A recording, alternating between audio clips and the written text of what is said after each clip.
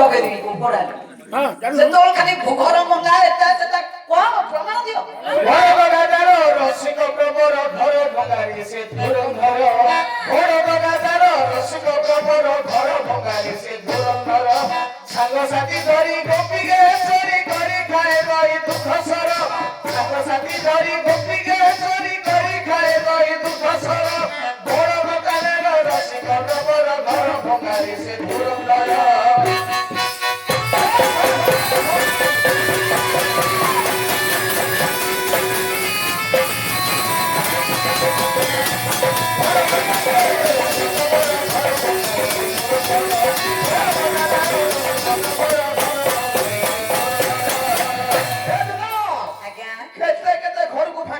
ସାଙ୍ଗସାଥି ଧରି ସେଇ ଗୋପ ଦାଣ୍ଡରେ ରାତାରାତି ବସି ଦହି ଲବଣୀ କେତେ ଚୋରେଇ ଖାଇ ଦେଇଛି।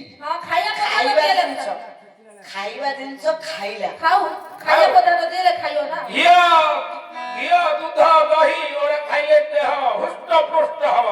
ଆଉ ତମର କରିବା କଣ ମଦ ପିଉ ଭୂତନା କୁମାରୀ ସପଟା ସହାରୀ ପାଟି ଫିରି ମାରେ ବକାସୁର ଭୂତନା କୁମାରୀ ସପଟା ସହାରୀ ପାଟି ଫିରି ମାରେ ବକାସୁର ଦେଖିବାକୁ ଛୋଟ କ୍ରିୟା କରେ ବାଟ ଦେଖିବାକୁ ଛୋଟ କ୍ରିୟା କରେ ବାଟ ସମ୍ଭାଳିବା ଭାରି କଷ୍ଟକର ଘର ଜଗାଦାର ରସିକ ପ୍ରବର ଘର ଭଙ୍ଗାରି ସେ ଧୁରନ୍ଧର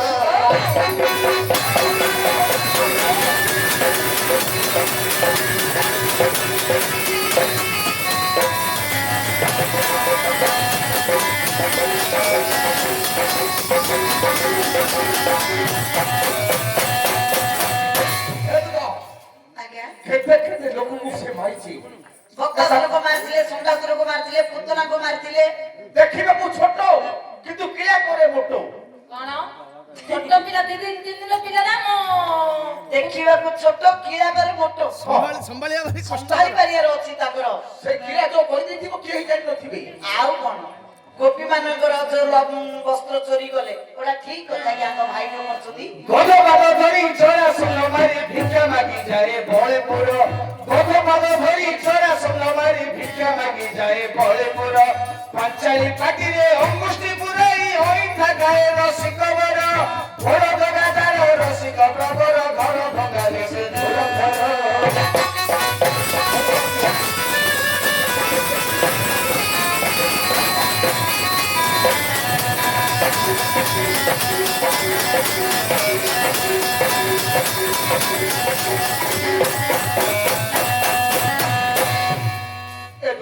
ଶ୍ରୀକୃଷ୍ଣ ଅଇଁଠା ଖାଇଥିଲେ। ହଁ କୋଉଠି କାହାର ତ୍ରେତୟା ଯୁଗରେ ରାମଚନ୍ଦ୍ର ହେଇକି ଶବରର ଅଇଁଠା ଖାଇଥିଲେ। ଏମିତି ବିଭିନ୍ନ ପ୍ରକାର ସେ ଅଛି।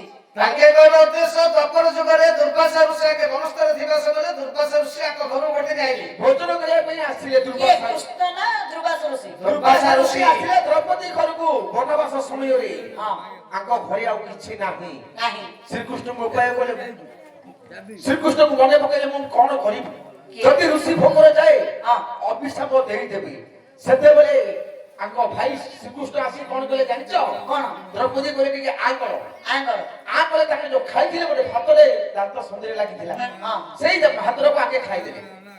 ଖାଇଦେଲେ ସମସ୍ତଙ୍କର ପେଟ ପୁରିଗଲା। ସମସ୍ତଙ୍କର ପେଟ ପୁରିଗଲା। କେଡେ ଅଠ ଦେଖେ ନାଇଲେ ତ ଭାଇ ତମେ କାଳେ ତାଙ୍କ ପାଖେ ହଉଛ ହେ ତମ ତ ଧୀର ରହିବ।